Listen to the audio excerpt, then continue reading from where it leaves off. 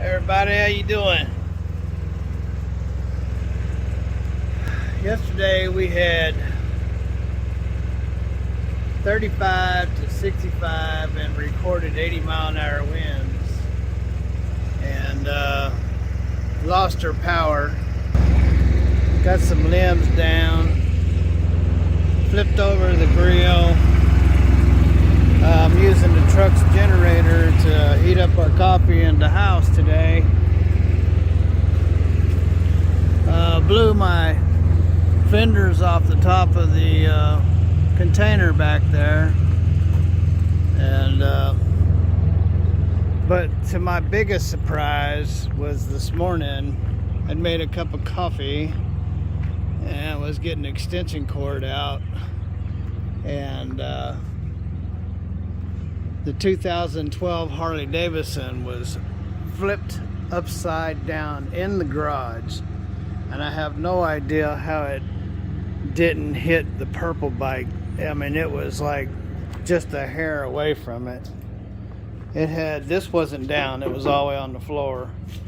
And I come in here and shake on it and everything on a regular basis. It was in there, in that vise. And she rolled over upside down and bent this mirror, knocked this blinker into the tank, and put a big dent in the tank, bent the fuel gauge, and put those gouges in the tank. And so far that's about all I could see.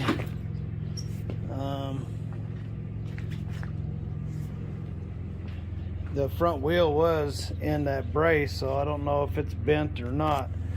So you know how insurance goes. If I turn it in insurance, it's $1,000 deductible.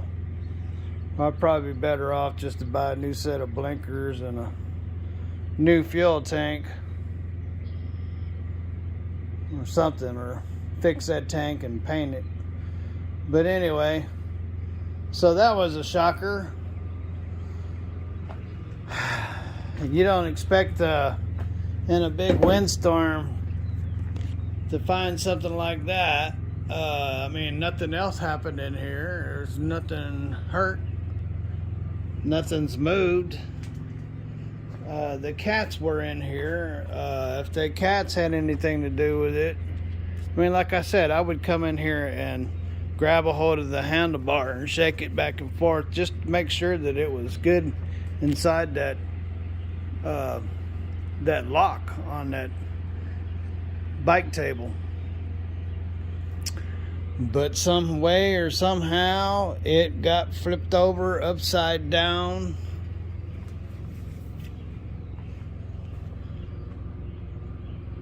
I mean, a guy could ride it like this, you know.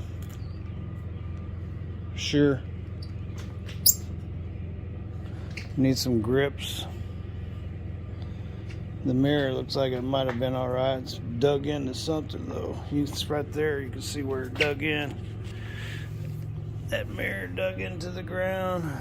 Tore that off.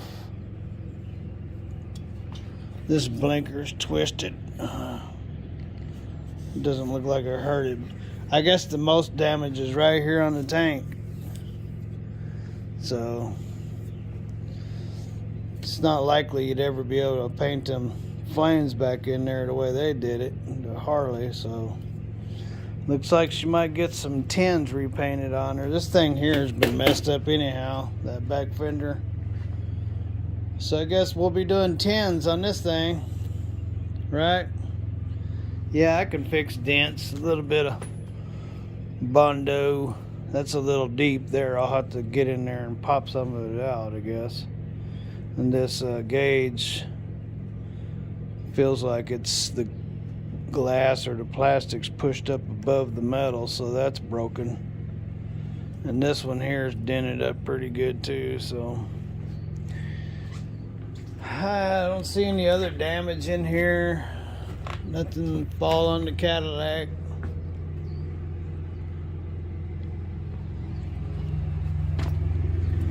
Wow, that was a shocker. Like I said, my fenders had been blown off. And so I put a bungee around them so they're together, and then put those big 8-foot tarps up against them, and that lid came off of that tote up there and came down and hit the side of the truck, but it's all right. Looks like might have cracked the fender right there where he hit it a little bit. Yeah, knocked the paint off, cracked the fender. So it's about all the damage that was done to the truck from the big 35 to 80 mile an hour winds.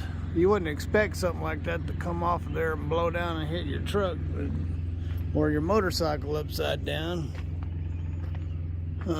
Them trees were really rocking and rolling. I was concerned about those. Those chairs over there were blowing all over the place. I had to pick them up. And other than that, looks like we survived. We survived that big, high, powerful winds running through here. You know, if a guy had to deal with those kind of winds on a regular basis, you would prepare yourself for it. But that was highly unusual for this area to get that kind of winds coming through here. And I'm not exactly sure what happened to the bike, if the cats got in there and knocked it over, or somehow the wind got in there. The door was open, Ruthie said. So I don't know. I just don't know. All I know is I got a bike that's tore up. We still don't have any power. Went out of power yesterday about 2 o'clock, and from what I see, there's probably about 20,000 people without power in this area, the Pennyroyal area. So, anywho, if we had to, I could over to the RV, and it's self-contained, just add power. So, but it's not cold. Well, we're blessed. It only got down to 43 last night, and so if we need to, it's just right out the back door. We can go to that. But I got power on the inside the house right now, so I'm fixing to plug in the refrigerator, make sure it stays cold. You guys, and hopefully you didn't suffer any damage, and hopefully you have a great day. Stay safe wherever you are.